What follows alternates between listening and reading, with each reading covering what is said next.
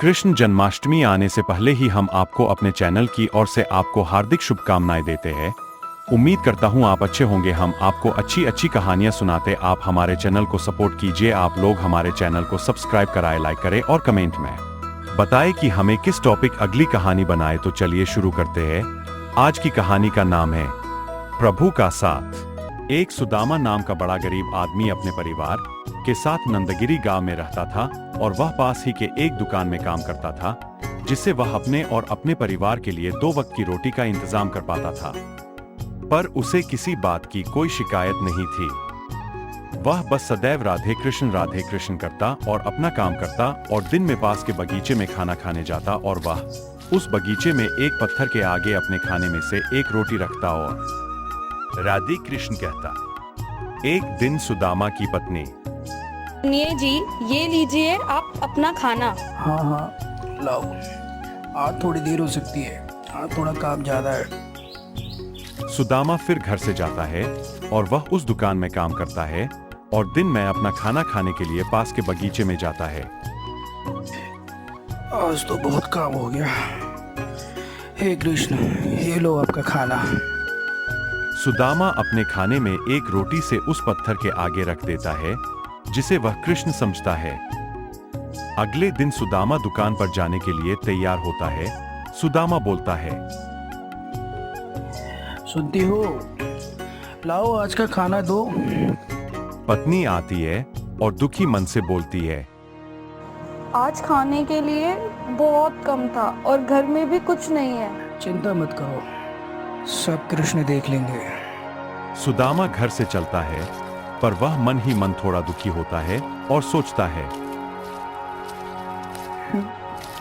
कैसा इंसान हूँ मैं जो ठीक से अपने बच्चों को और पत्नी को 2 वक्त का भोजन भी नहीं करा पाता। यह सोचते हुए वह दुकान पर काम करता है और दोपहर को खाना खाने के लिए जाता है। फिर वो अपने खाने को देखता है। आज तो इसमें सिर्फ एक ही रोटी है, क्या करूं? वह दुखी होता है और वह रोटी वो उस पत्थर के आगे कृष्ण कहकर रख देता है और खुद पानी पीकर आराम करता है। तभी उस पत्थर में से आवाज आती है।